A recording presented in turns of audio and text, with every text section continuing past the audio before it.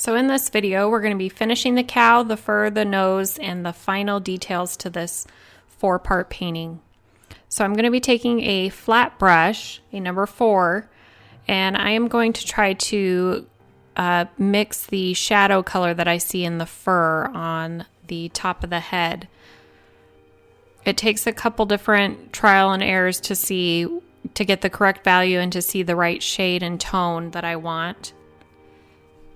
Once I get that filled in, I'm going to go ahead and start laying in wherever with the hair texture or the hair growth.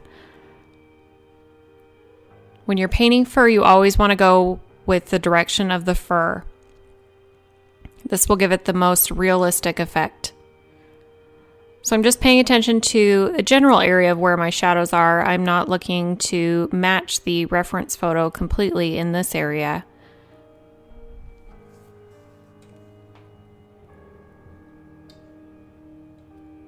So I'm using the same color that I mixed all the way throughout, all the way anywhere I see this color.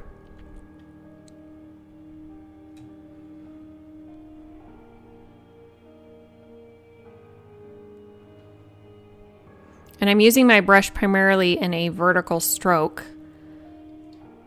And that's just to keep the hair texture intact.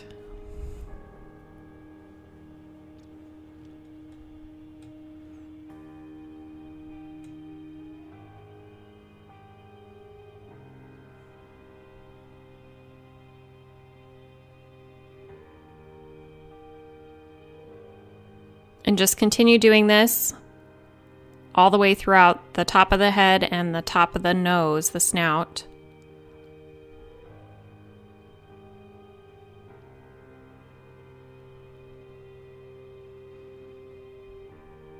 One thing to notice is that on the sides of the snout are a little bit darker than the bridge of the snout.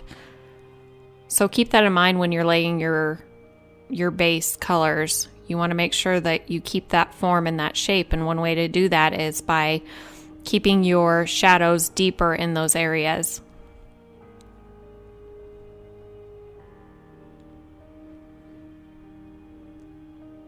I also noticed that to the right of the cow on the snout area, towards the edge, has a little bit more of a blue tinge to it, or a tone to it. So I did add a little bit of blue to that. And now I'm trying to match some of the brown shades that I see in the fur. And this is just a process of continually layering more colors on top of more colors. But throughout the whole process, I am following the hair growth pattern. If there's one thing in painting fur that is the most important, would be following the hair growth pattern.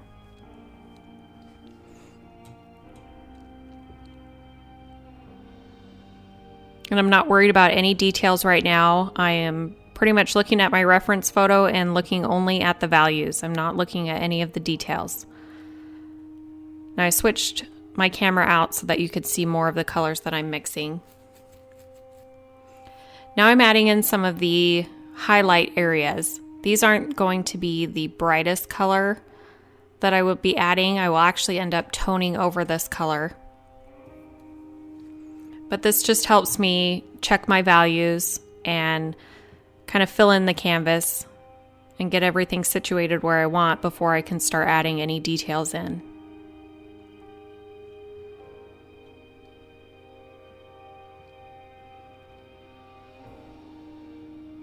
A good way to check your values, if you're having a hard time getting rid of any of the details in the painting and just focusing on values, is to really step back from the painting at least 10 feet, and that will show you exactly where your highlights need to be and where your darks need to be without getting distracted by all of the details that you'll see.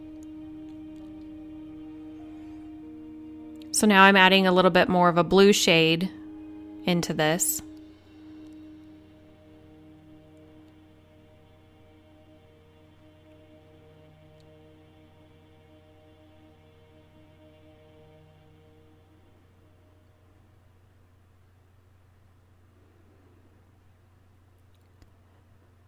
And I'm going to fill in some of the red brown areas that I see that are even in the highlight areas.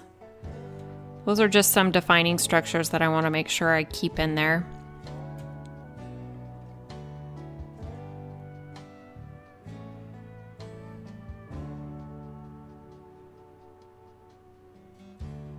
Now I purposely did this value darker because I knew I was going to glaze over this.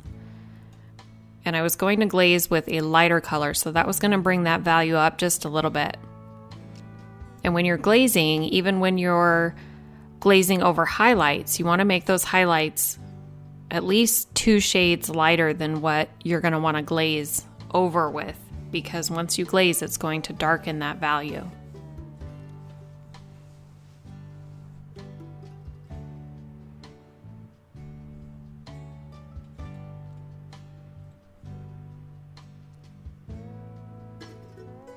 And I'm paying attention to how long the hair is in that area.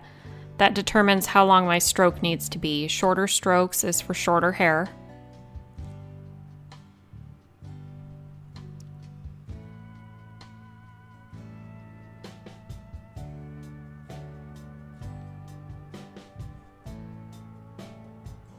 And there is quite a bit of water in my brush, and that's just pretty much just to help the paint flow. And because I am doing quite a bit of layering, I'm not worried about the opaqueness in this particular time. So now I'm gonna start adding in a little bit more highlight to the bridge of the nose.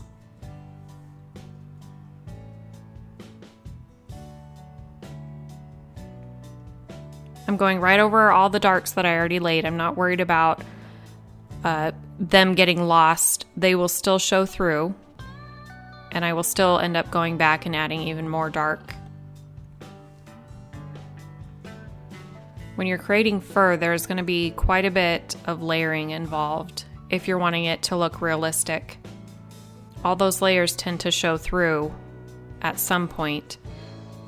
So even if you have a bad layer and you cover it up, it's going to show through, but in a positive way.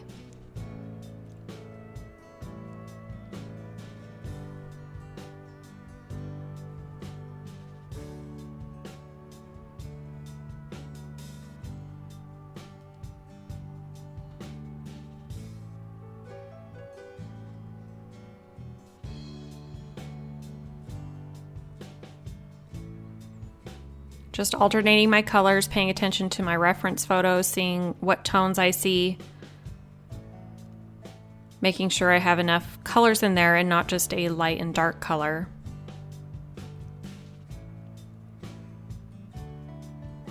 And I am using the same palette colors that I used in the previous videos for the cow. The only thing I do add additional is a neutral gray, and that's towards the end.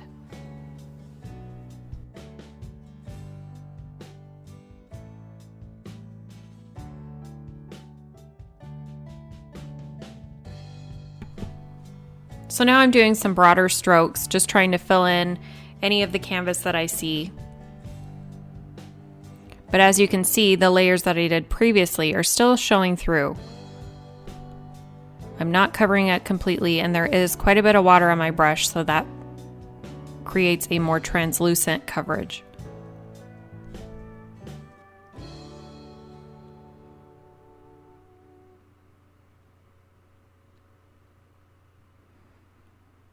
Here I am adding a little bit more of the darker, cooler shadows that I see.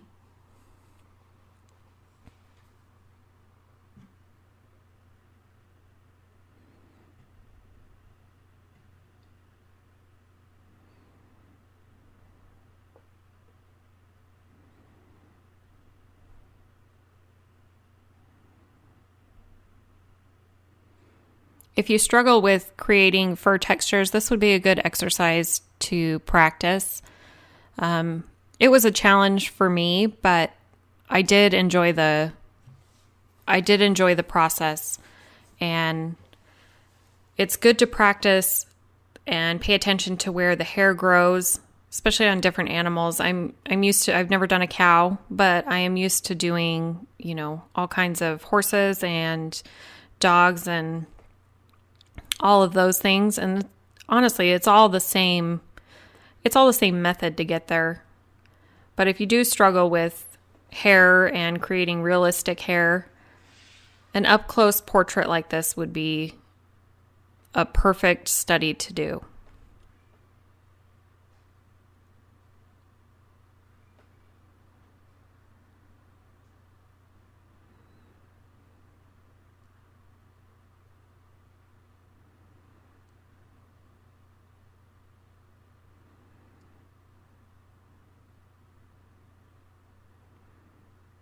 Another study, if you're having issues with values, is to do a picture or a portrait in grayscale or sepia tone, and that will really help with your values. That eliminates any tones and allows you to just focus on your values. So here I'm going to start on the snout, and I'm adding in my deepest, darkest colors and working my way out. On the interior of the nostril is pretty pink in color, and the shadows are very purple. So I'm making sure I put those tones in to create that depth inside the nostril.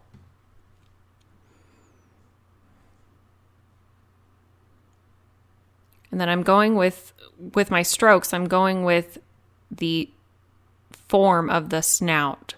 And that helps to really form the snout the way that it should be and create a roundness effect. If you were to just block it in, say, a vertical pattern, it wouldn't give you the same effect.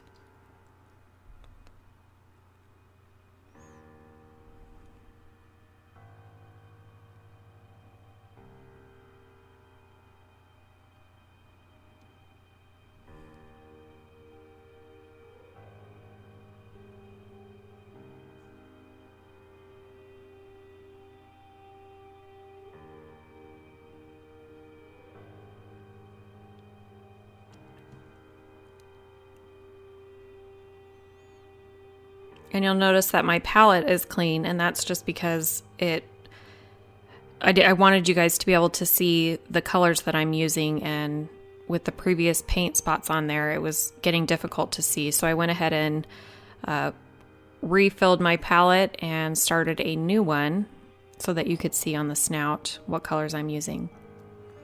They're very, very violet toned. A lot of pinks and purples in this area, and a lot of umber as well.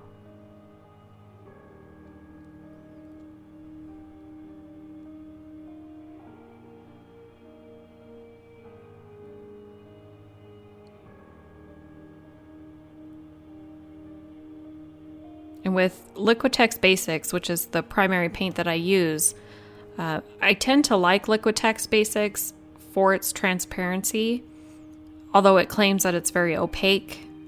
For me, for glazing, it works really well in that aspect. But it does require, especially on a watercolor canvas, it does require a couple layers to get that depth and value correct. But most of my paintings are done in layers anyways, so that doesn't really bother me. It's more of the glazing that I really find helpful with Liquitex Basics.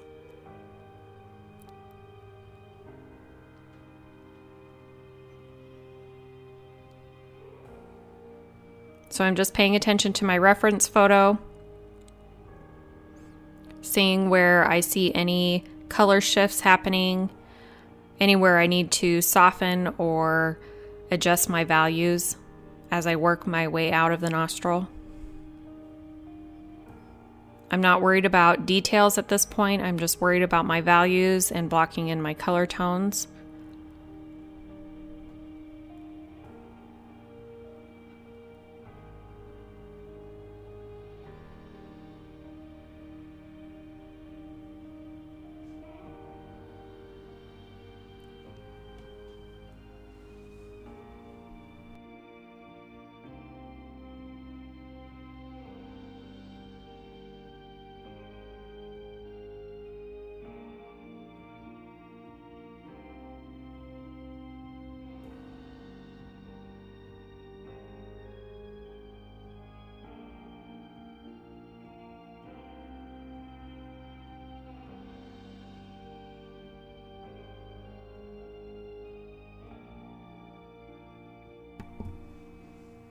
Up here I'm adding some of the highlight that I see. There is some fine hairs, but the edited photo that I have doesn't show those fine hairs up there, but it is rather bright. So I'm just adding a bright spot.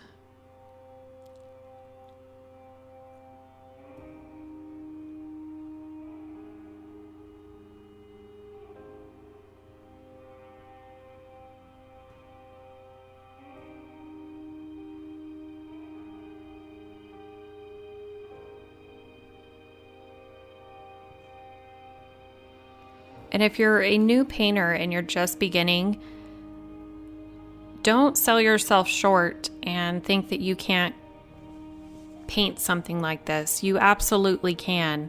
If all you watch is beginner videos, all you'll ever be is a beginner. So use these videos to help push you past your limit that you thought that you only could do.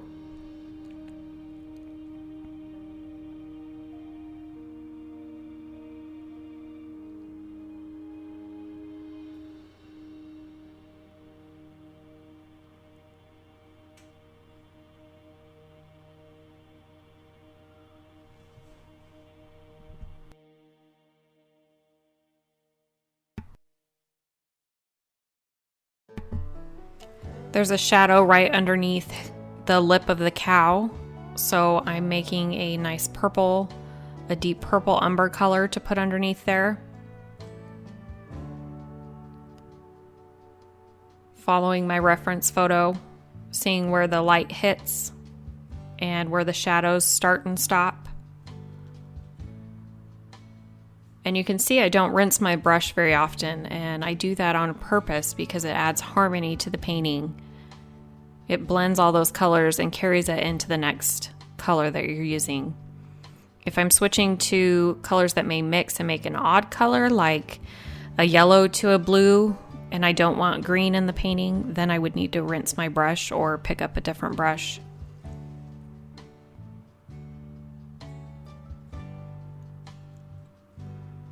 Even in the shadow areas, there's going to be some highlight showing through, so I don't want to paint that just all dark. You can see I'm using little short strokes to give the illusion that there is some dimension in there and it's not just dark one color.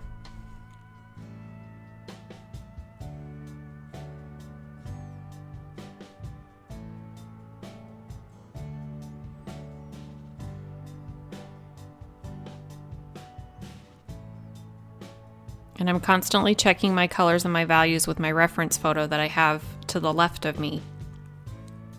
And I find that printing out a reference photo really helps to be able to manually just check that color and see how it matches up. Now here I've created a glaze and I put quite a bit of water in that, and the reason I did that is so that I could see my sketch underneath. I didn't want to lose those lines and where those creases and wrinkles are. So I made sure I put a lot of water in my brush to lessen the pigment value in the paint when I went over it.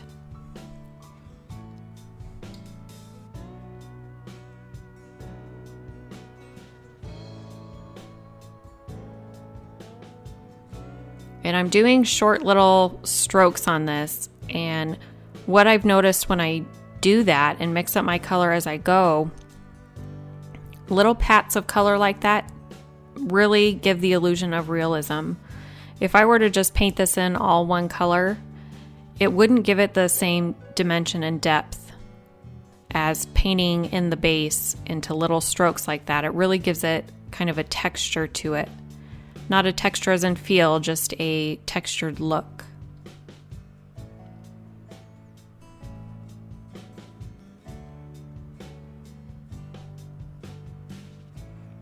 As the nose curves upward, it's going to get lighter in value. So I'm putting my lightest color on top, and I'm going to start blending that back in. There is a little bit of purple in the transition color, so I'm blending that in as well.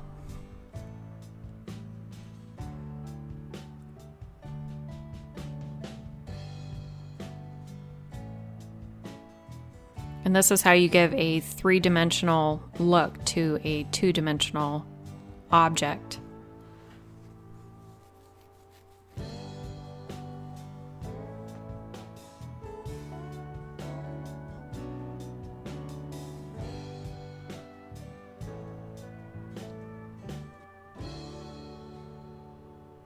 Now you can notice with the highlights, I didn't mix a pure white to put on there. And that's because in a lot of paintings, there's not a lot of pure white. You can use it sparingly towards the end of the painting, but most of your highlights are going to have some kind of tone to them. They're not going to be just a pure titanium white. So keep that in mind. So now I'm using the liner brush, and I want to make sure I have quite a bit of water on that. And I'm going to go over the sketch lines that I already have for where the wrinkles are, because the more layers that I add on top of this, my sketch is going to start to disappear. So I want to get those in before I lose those. And those aren't exact to the photo, but I liked some of the more prominent ones that I saw in the photo.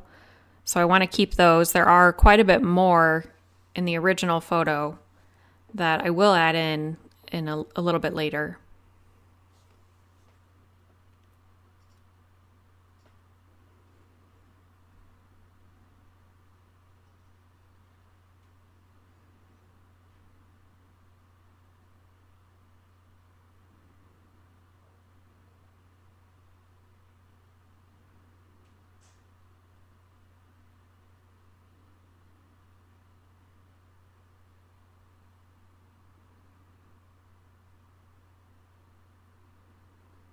Now when I add more layers over this, my shadow color where the creases are and the wrinkles will still show through enough that they'll be visible and I can see where they're at and where they're going. So now I'm taking a round brush and I'm going to start filling in some of the marks that I see on the nose. This looks to be just, a special mark for this cow, like a birthmark. A freckle almost. And the cow has some farther back on its snout, so I am adding that.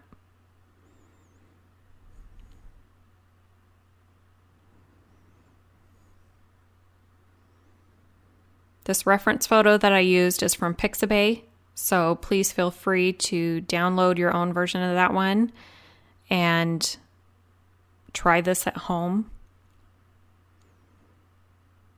Never be afraid to try a painting. The worst that could happen is that it goes into a closet or you paint over it and try again. But if you're going to start a painting, I highly suggest you finish it no matter the outcome, because you will always learn something from it.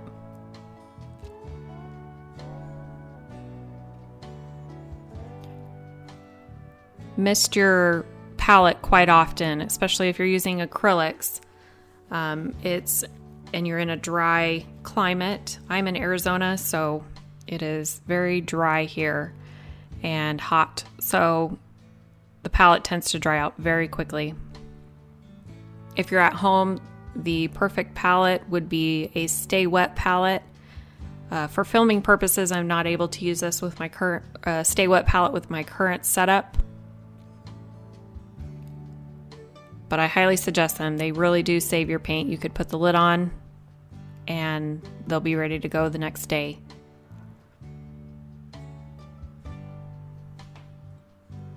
So I'm taking a rake brush now and I'm going to start adding some fur texture to the forehead and the bridge of the nose.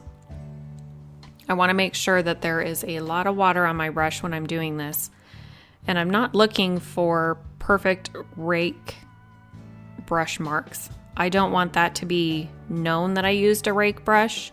It would take forever to try to fill in each of these hairs individually. So I'm doing clumps of hairs and you can see I have it on an angle, and I did that purposely because that changes the look that it produces from the rake brush. I'm still following the hair growth pattern that I see, paying close attention to that, and you'll see me use a different brush besides the rake brush And the reasoning for that is to get in more textures into the fur so it doesn't look like it was all painted with a uniform rake brush.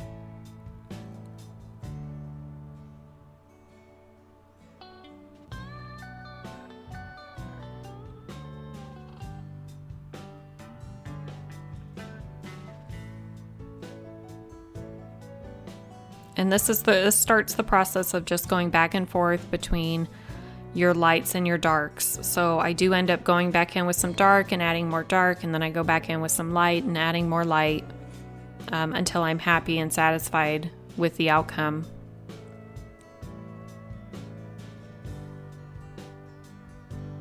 On the sides of the snout, the hair is a little bit longer and it's closer together, not quite as clumped up as it is on the bridge of the nose. So I keep that in mind when I'm doing the sides, or the sides of the bridge of the nose.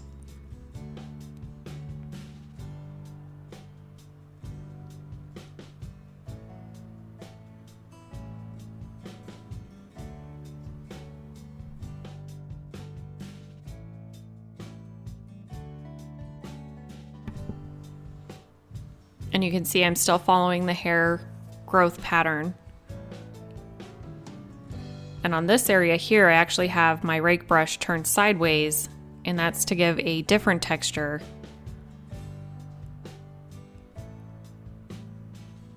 The more textures you can get into hair or fur, the better it's going to look, the more realistic it's going to look, if that's what you're going for.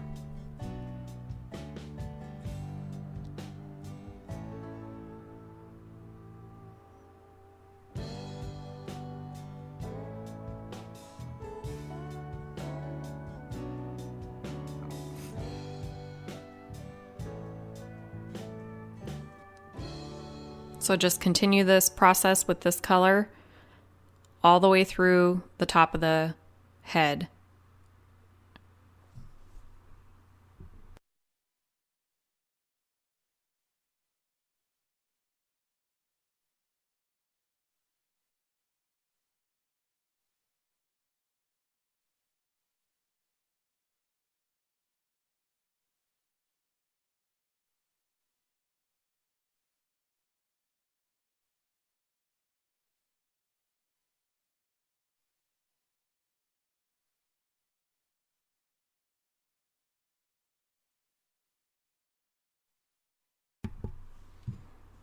Now, as we come to the cowlick section, my strokes are going to get longer and a little bit thicker.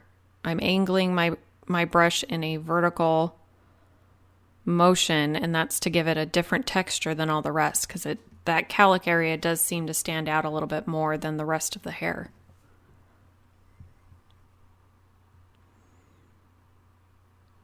What I don't want to do is cover up all of my darks. Then you're starting back from square one. So keep that in mind when you're painting, that you need the darks in order to show light. Otherwise, you won't get the three-dimensional effect.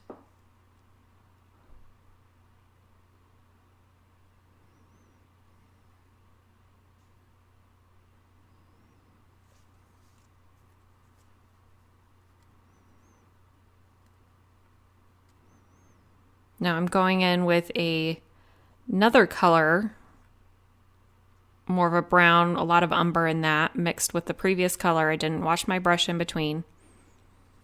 And adding that in where I see it or where I think would complement the painting.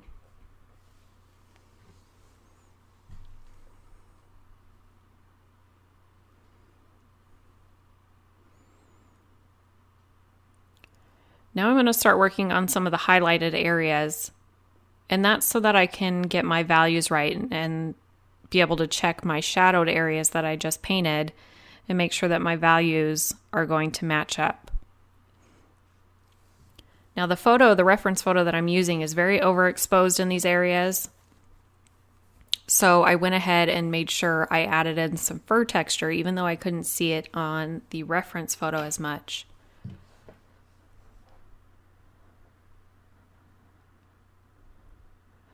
And I'm using the same technique that I used with the shadowed areas. just following that hair growth pattern.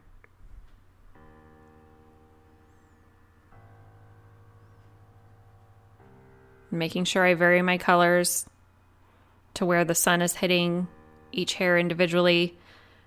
It's hitting it and bringing out a different tone.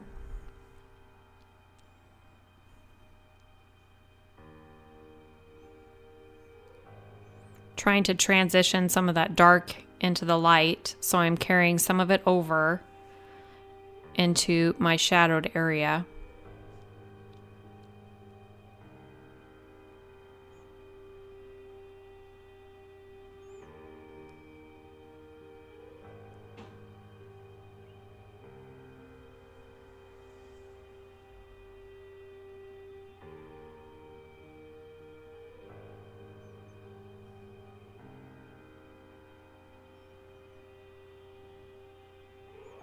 And although you can't see me looking at my reference photo, at least every other stroke I am looking at my reference photo and just double checking if that's where it needs to go or what needs adjusting, looking a little bit closer, paying more close attention to my values and my tones. It's very important to have, if you're wanting to paint realism, to have a good reference photo nearby. You can use a computer and zoom into the detail, but I have found that having a printed photo where I can check my values and my tones directly right there makes it a lot easier than having to visually just see if they work.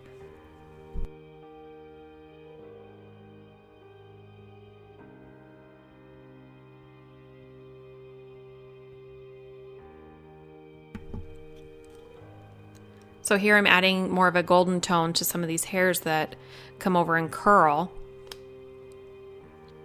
It's those small transitions in color that really make the difference from realism to not.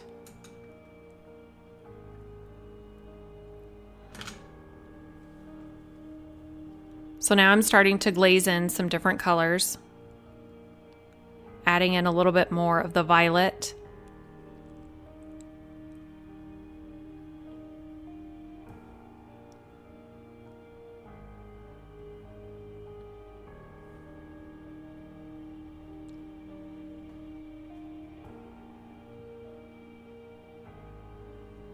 Making sure I have lots of different tones in there. It also helps soften those highlights that I used with the rake brush, those prominent lines. It helps to soften that and blend and merge all of it together.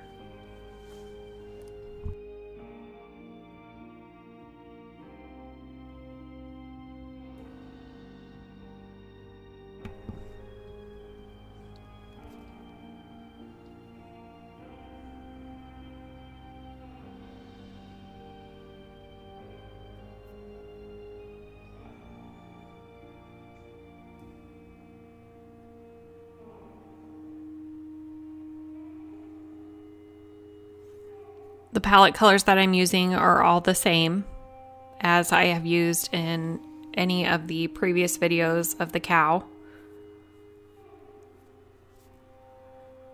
And they're all located in the same area, in the same order.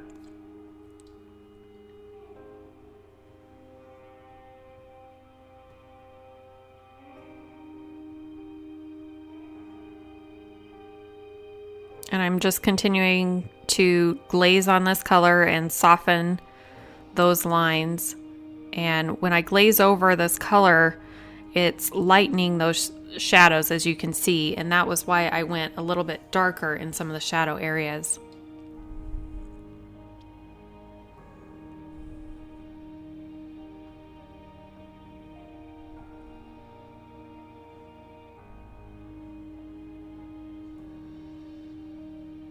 And if I still want to keep the amount of pigment into the paint, what I often do is, instead of watering down the paint when you're going to glaze, I will wipe off any excess off my brush, and I'll just wipe it and smear it around my palette. And any residue left in the brush I'll use to kind of scumble that color in. I do that quite frequently. So you can see I'm just adding in some deeper tones here. It's just a process of going light to dark, and until you're eventually satisfied with the outcome. And then you can start adding in your final highlights and your final shadows.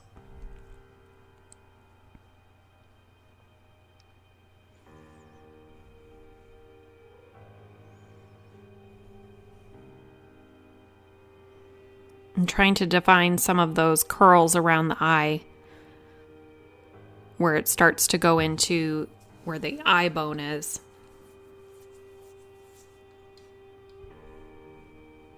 Most of the paint has run off my brush now, and I'm just kind of glazing, kind of a dry glazing, if you will. Just trying to push some of that color in there. And this is exactly why I don't use expensive brushes, because most of the time I am scumbling with all my glazes, and in doing so I'm losing the shape and the form of my original brush. I don't suggest using super cheap brushes, but some synthetic brushes that maybe come in a pack, those are ones that I tend to use the most often. So here I'm working on the eyelid area or the eye bone area, and I'm adding in a really bright highlight using the rake brush again, and I'm just making sure my strokes are really small and almost just dotted. I'm still going with the hair growth pattern always, but I did do it a little bit brighter because I knew I was going to glaze over it.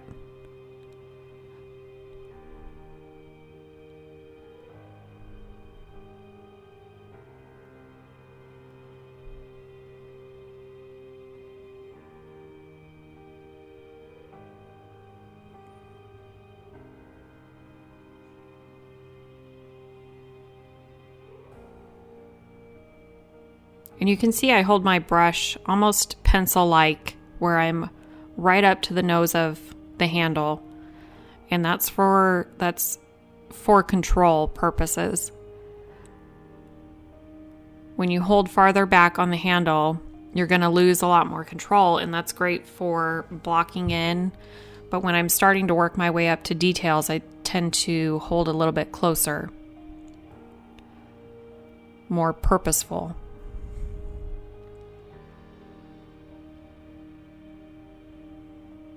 Making sure I get those highlights bright enough that I can glaze some over it and still be able to see where I put those highlights.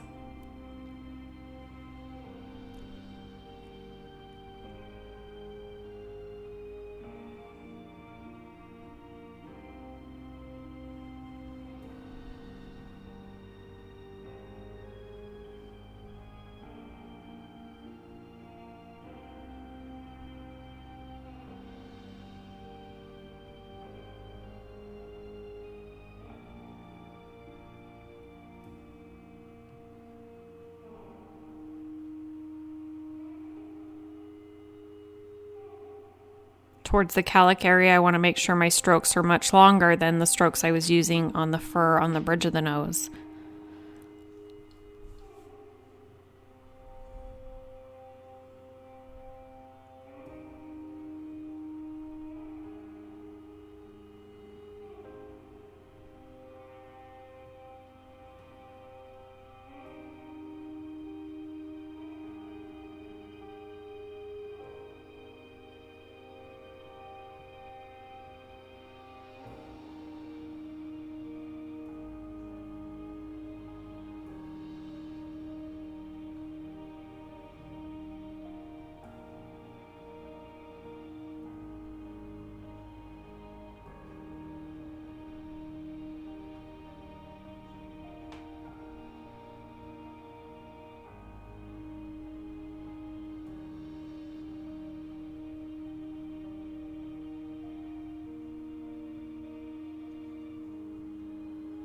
You can see I'm using my brush vertical again, the skinnier side, and that's just to add a little bit different texture and create more clumps.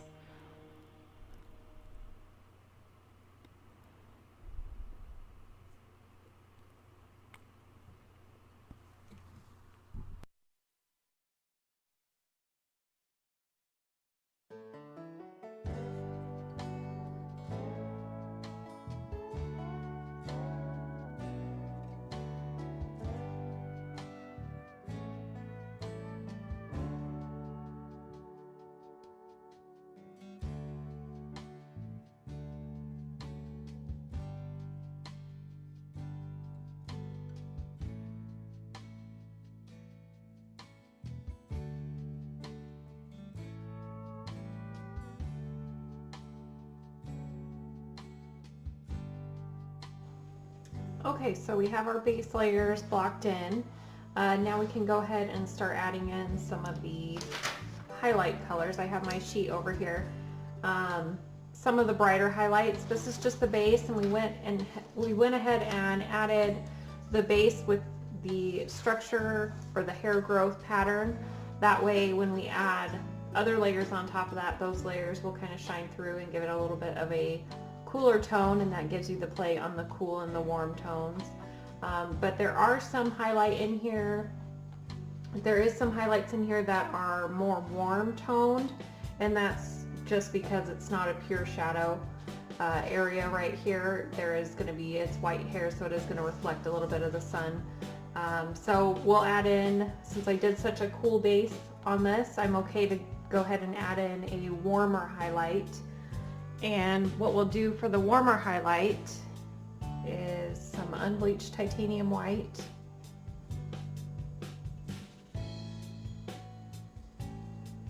And we'll add a little bit of this, I did add to my palette some neutral gray for the highlighting purposes.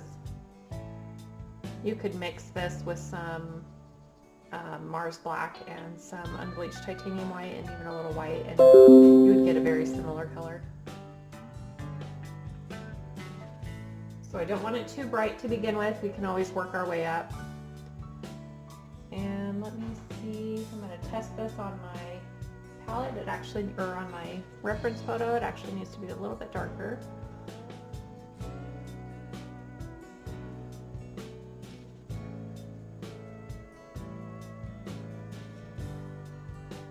And I'm using a number 2 filbert brush, just because for the majority of this I used a rake brush, and then I also used a flat brush, and so the more brushes that you use, the more texture it's gonna give, and that's just like viewing texture, not texture as in feel. So we can let's start up here and make sure this color is gonna work.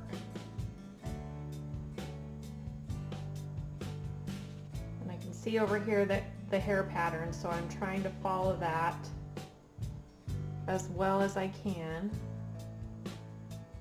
This isn't an exact replica. I just want the general idea. I still want it to have a painterly effect. I'm not going for hyper realism.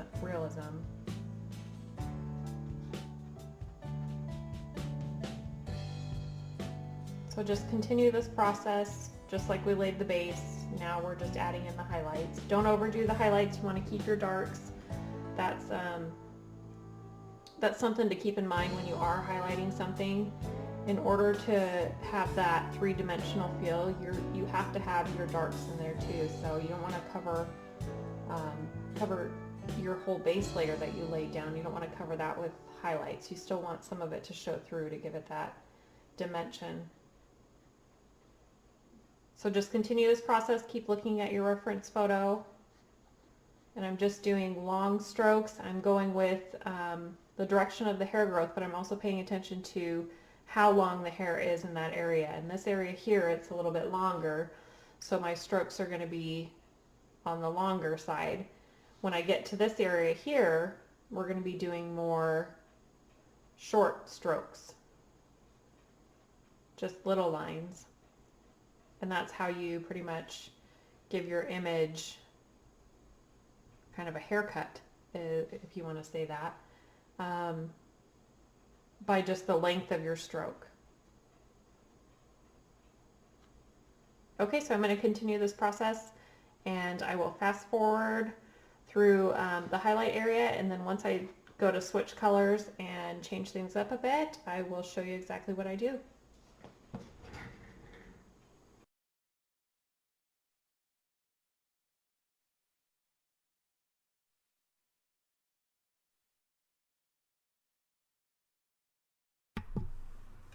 So now I'm being more deliberate with my strokes and picking out a lot more of the highlights that I see in the reference photo using this warmer gray tone. And I've used a different brush again, and that's just to add another texture into the fur.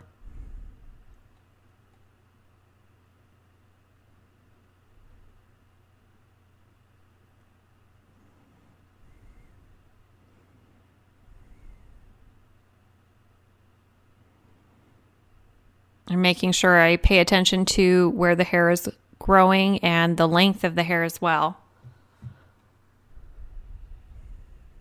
I'm noticing that on the side of the nose, the hair is much longer and straighter, and it doesn't clump as much as the rest of the hair, like the hair on the bridge of the nose. So I'm making sure my strokes follow that.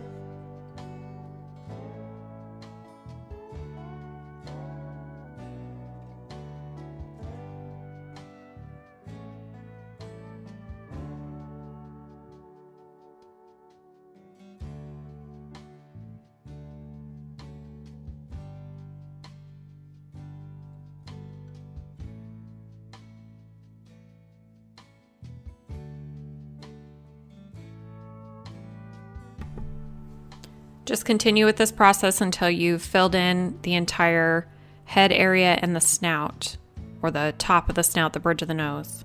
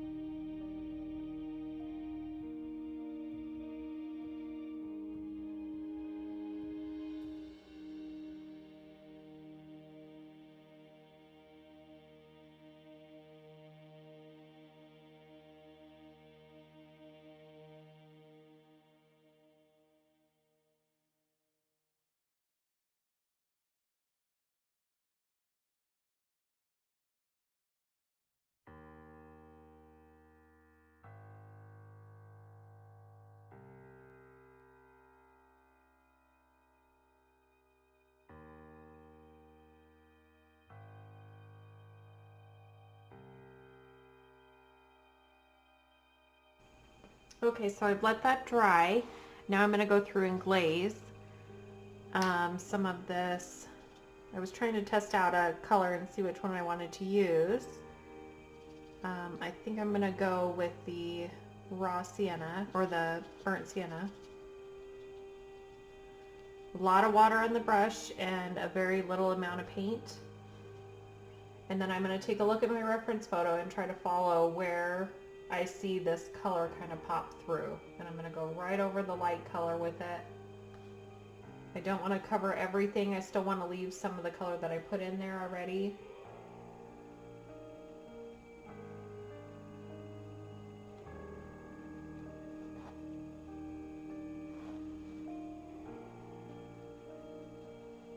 So we're glazing this color over, and then we'll add even our brightest highlights and glaze over that.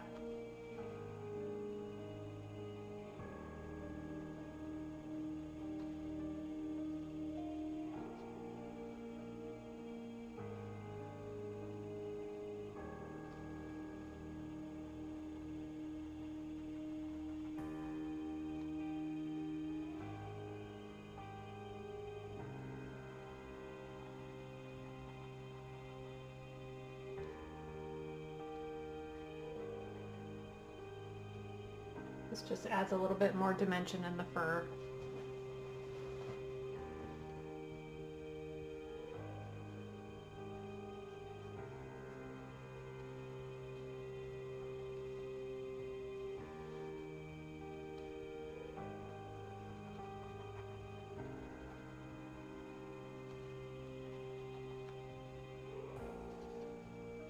I can see that there's a little bit of this color up in here, not a whole lot.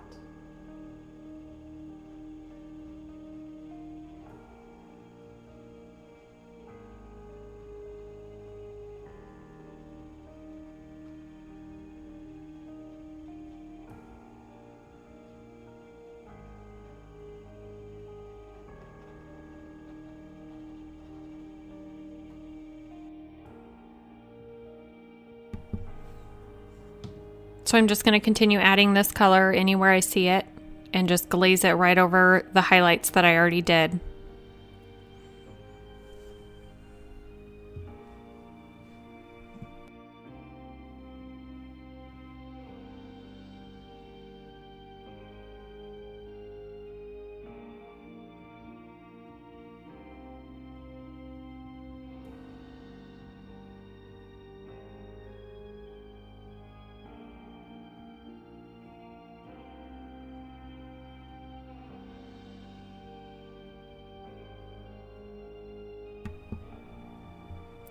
Now I'm going to start adding in a deeper, richer brown, and that is the burnt umber that I'm using. Adding it right into the transition areas of the skin on the snout and the hair, and then anywhere else I see that color throughout the fur.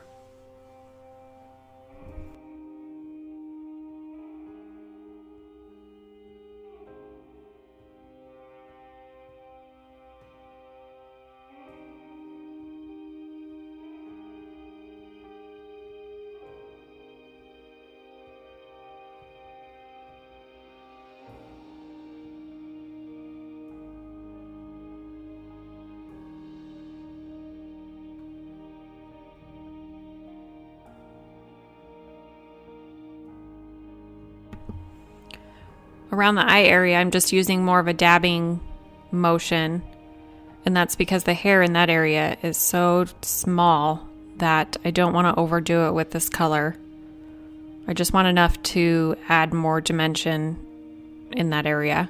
Okay, so now that I've let that dry, I'm going to go ahead and take some Mars Black and some titanium white, and I'm going to mix a gray. I want it to be a little bit cooler than this warm gray that I have here. So this is why I am mixing it on my own instead of using the unbleached titanium white.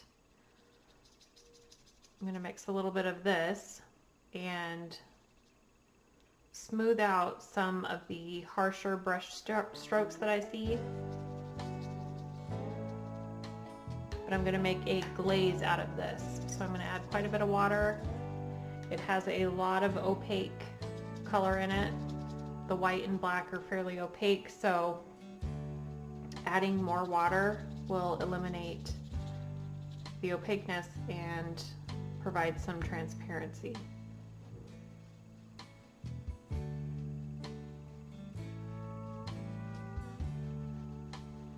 And I'm just going to follow the same hair direction that I see. I'm not going over all of it, just some of the areas that got a little dark. I want to kind of put a little bit over this to help lighten that darkness up and make the hair look a little smoother and not so clumpy.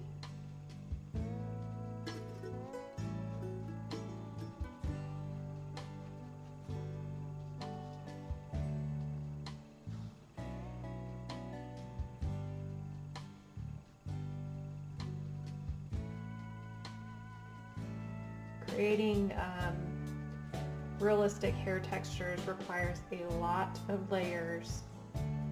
You certainly don't have to do all these layers, and you can still get a somewhat realistic look. This is just what I've found to be the best for creating hair, is the more layers and the more colors that you have showing through really helps with that realism. So you can see it's just kind of softening that transition areas. Still keeping some of the dark in there, but I don't want quite as much as I had.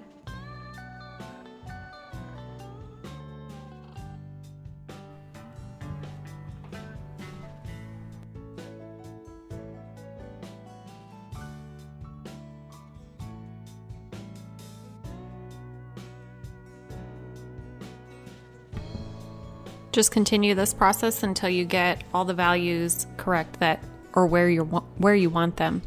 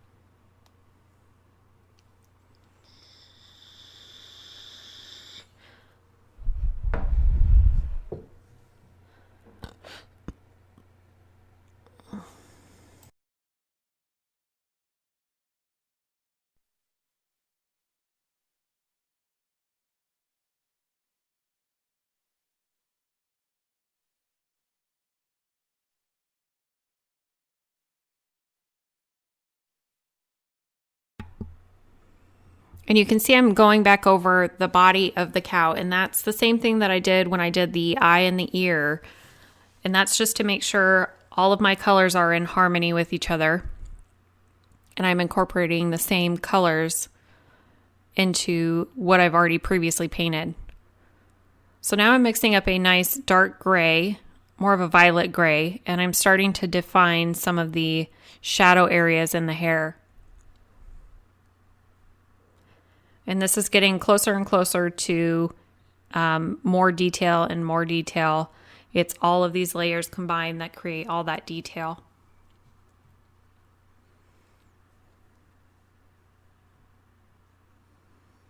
And I'm just using the flat brush, same thing that I was using to glaze.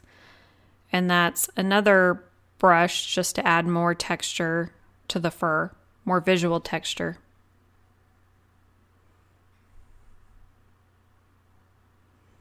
Sometimes when you glaze, you lighten your values a little bit, so usually you will have to go back in and add in more of your darks and amp up those darks and those lights.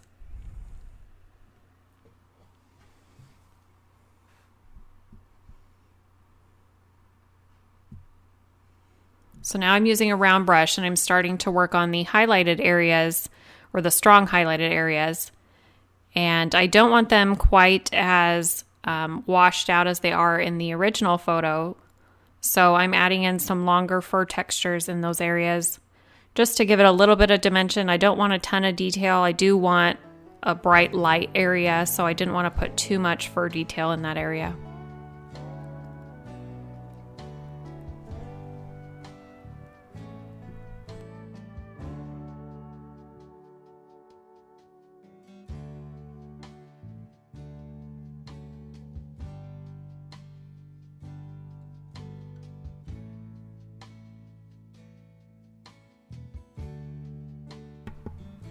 And here shortly you'll see me go into the body again, and that's just adjusting the brightness value on those, because I did notice that the highlights on the face were much more of a white, a cool white color, and the highlights on the body are much warmer. So I will end up going back through and re-highlighting the body.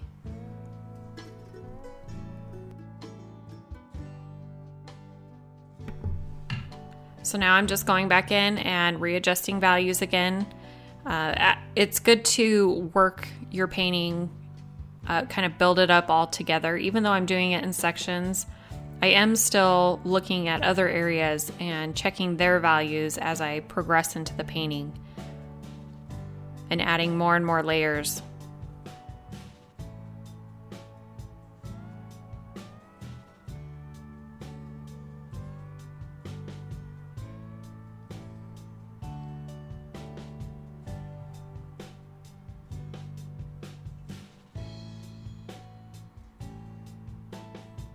And I'm going with the form of the snout when I'm applying the paint. And that gives it the illusion that it's three-dimensional.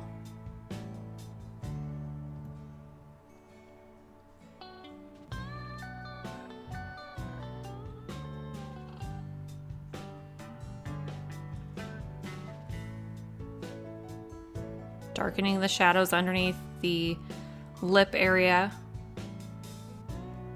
using some of that same dark color and the highlighted purple color that I used in this nostril. I'm using some of that on the lower lip as well.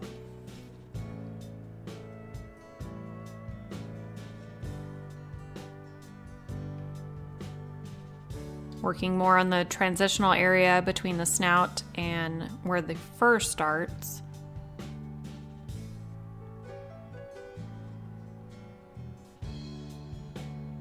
And I'm still using my small flat brush for this. Just using the corner instead of the full area.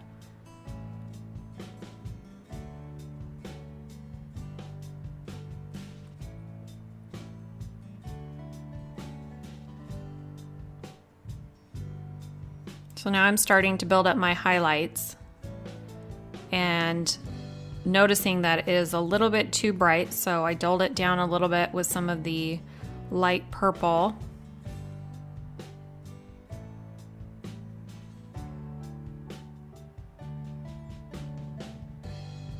And I think as acrylic painters, we tend to use our fingers a lot as our tools, and that's because the paint dries so quickly that reaching for a different brush, it could dry in that amount of time. So I do use my finger when some lines are a little bit too strong. I use my finger to kind of smooth that out a little bit before it dries.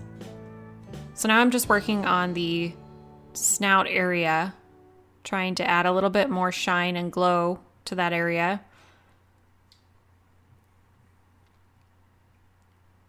Just adding more detail and more detail. And I had a lot of people ask me how long it took me to paint this, and I didn't time it. Probably should have. I didn't. But if I had to guess, it was probably close to 15 hours maybe of sitting down and painting. Of course, that doesn't include the sketching out process, which in itself can take a little bit of time. But it's a step that's really worth it in the end. At least for me, the way I paint, having a detailed sketch really helps me as I get into the painting. If I'm going for realism, a detailed sketch to start with works out best for me. There's a lot of painters that sketch with the paint and they just go ahead and start painting. But I tend to get a little more lost when I do that. So this is the method that I found that works best for me. But by all means, try all methods. If you're just beginning, try all methods because this one may not work best for you.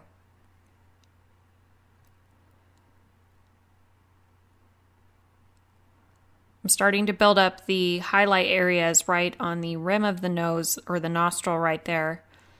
And I'm still not using a pure white. I haven't rinsed my brush. And now I'm going to start glazing in some of this darker color as it transitions up to the curvature of the top of the nose. I'm just glazing over some of the areas with some of the light color, some of the dark colors. You can see I'm using my finger just to rub everything out and smooth everything out, get rid of any harsh lines before it dries. And this is still a glaze, even though I'm using more of an more opaque colors, because I add quite a bit of water to it. It is more of a glaze. I'm just using the tip of, or the corner of my brush just to add a little bit more texture.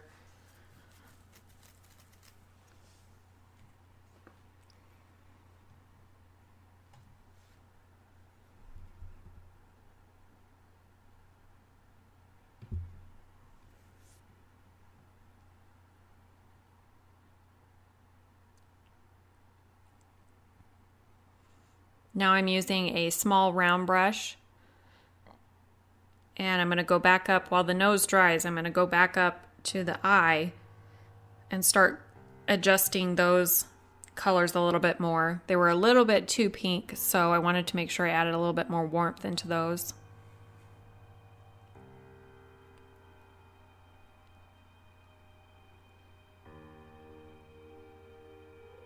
You can see I jump around a lot from area to area.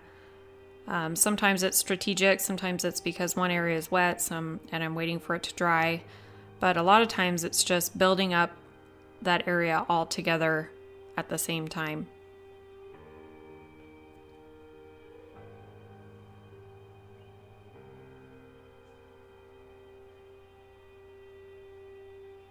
And I generally build up my entire painting all together, but for filming purposes, this seems to work out better to do it in sections. But if you guys would like to see it built up all together, please let me know and I can do that. I just wasn't sure. I thought maybe keeping it sectioned off the way it was would be best.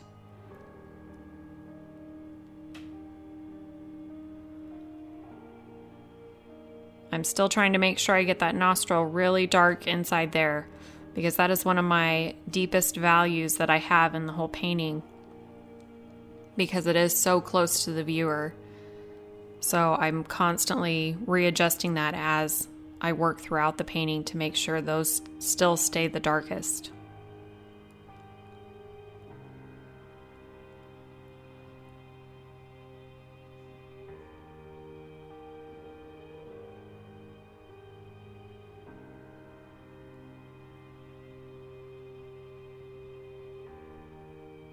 So now I'm starting to define some of the wrinkled areas, and I want to make those pop up a little bit more. So I'm adding a nice golden highlight to the ridges of those where the crease begins. And I'm using really small dotted strokes, and that's just to give it the illusion of texture in that area. More of a skin-like texture.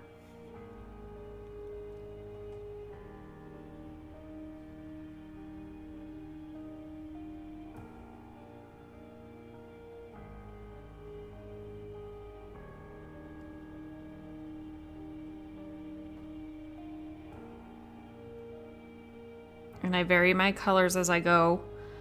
Wherever I'm working on in the painting, if I start to see a different color, I don't even rinse my brush, I just immediately go to a different color. And I'm just kind of doing random textures in this area because it's not very clear in my reference photo. So I'm just guessing as to the different kind of textures that I would see, adding in different colors, different strokes to create that texture.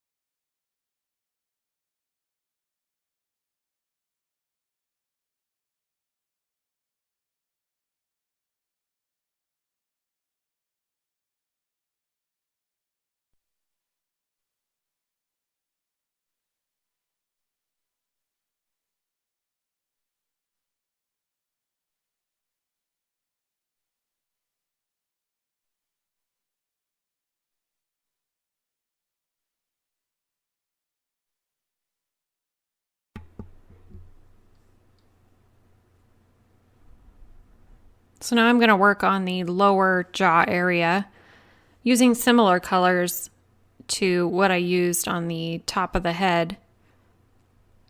I'm not worried about it being an exact match, and I'm not putting too much detail in this area since it's not the focal point.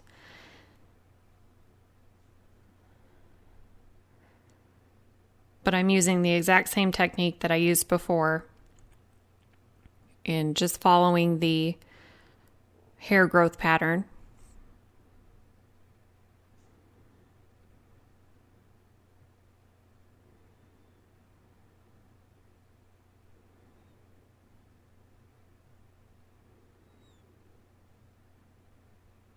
Now I'm mixing up the highlight color for that jaw area.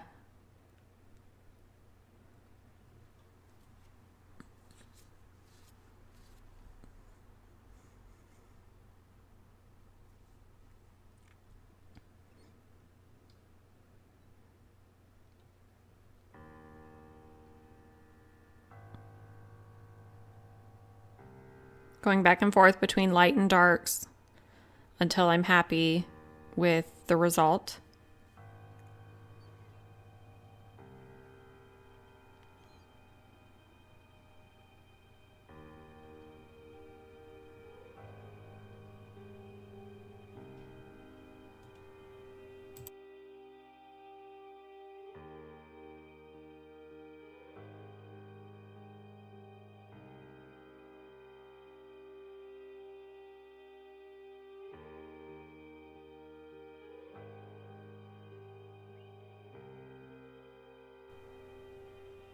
So now it's reached the point in the painting where I'm just going to start adjusting things here and there.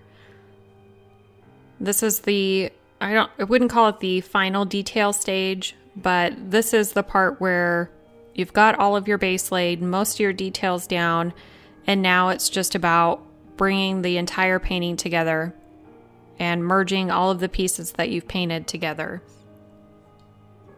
So I just gradually hop around from place to place, adjusting my values in certain areas, adjusting my tones in certain areas, getting a little bit more defined with some of the detail.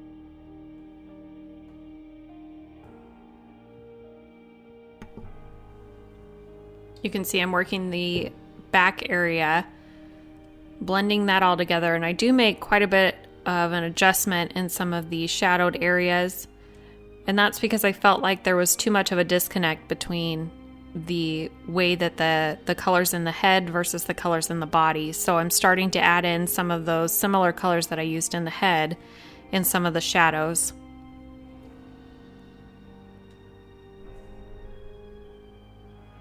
This is really all just the fine-tuning process, and it's nearing the end, and I'm just starting to add in my darkest values, my lightest values, and adjusting anywhere in between.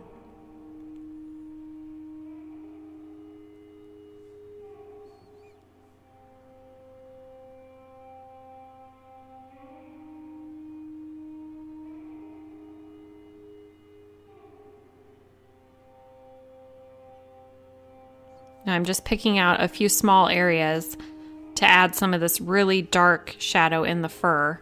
I don't want a lot of it, but I felt that it was a little bit too washed out and it needed a little bit more dimension in some areas. So I added that back in sparingly.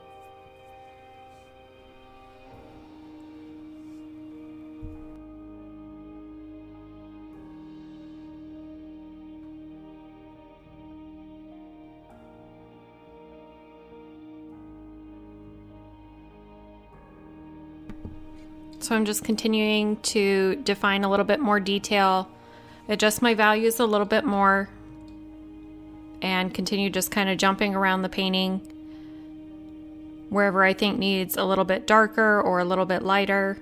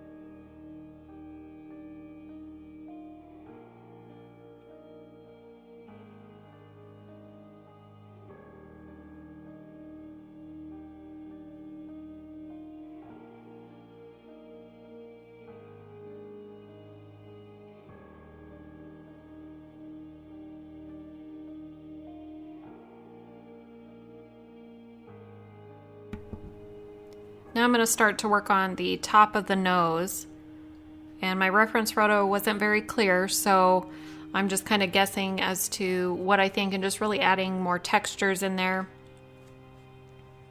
And just using a really light peachy violet.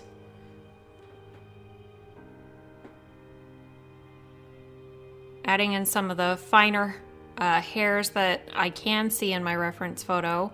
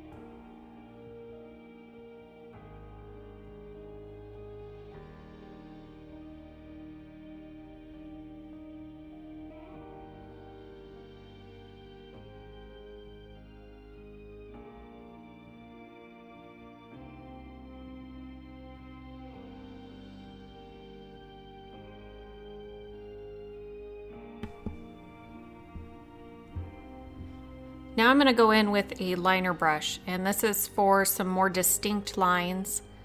I want to bring out some of the brighter highlights and hair textures.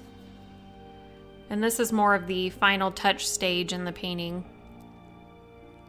where I really start to develop more distinct details.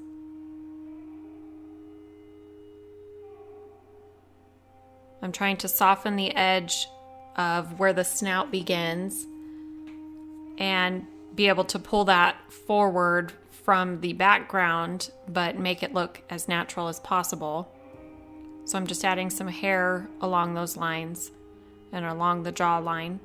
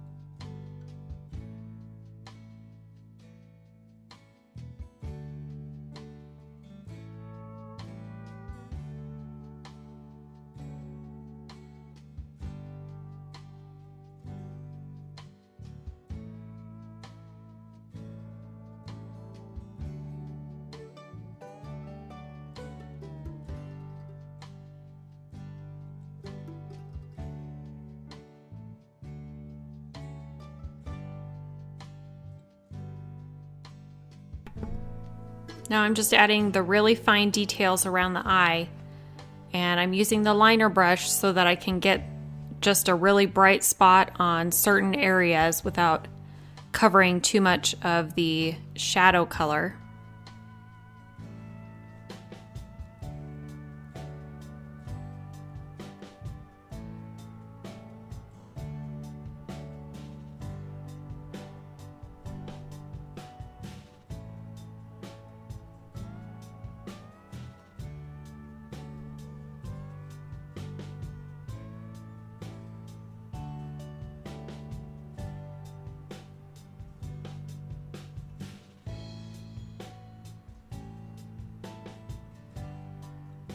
I'm just adding in some final pops of highlights in the shadows.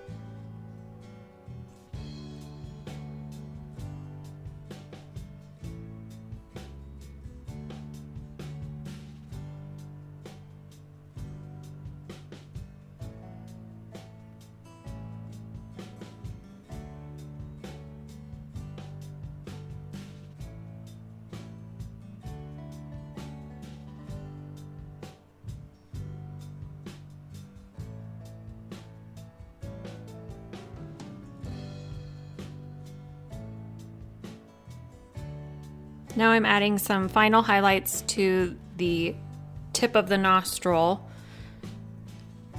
just to give it a more realistic effect, kind of the sun bouncing off the skin. And it still is not a pure white that I'm using. It's really warmed down with just a mixture of what I had on my palette. But I'm being more deliberate and cautious of where I'm putting those highlights, paying close attention to my reference photo.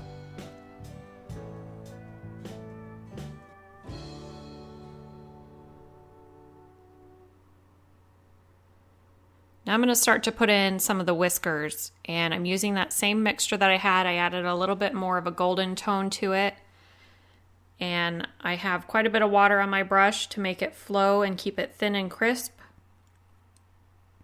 and also transparent. I don't want them really stark and bright just yet. I'm going to add a little bit of highlight to them and define some of them a little bit more, but some of the ones in the background I want to keep not quite as bright.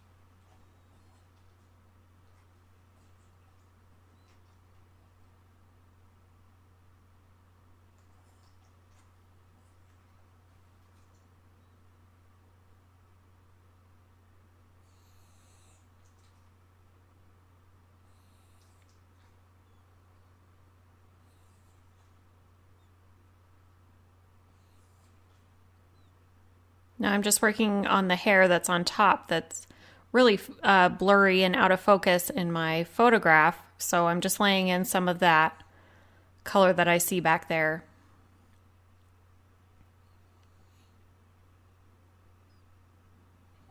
And it's really just final touches. It's just about complete.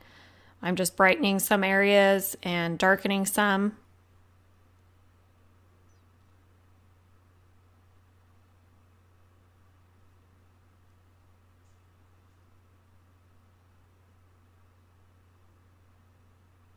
I really hope you guys have enjoyed this video, and if you have, please like and subscribe to my channel. You can also visit me on Facebook and Instagram.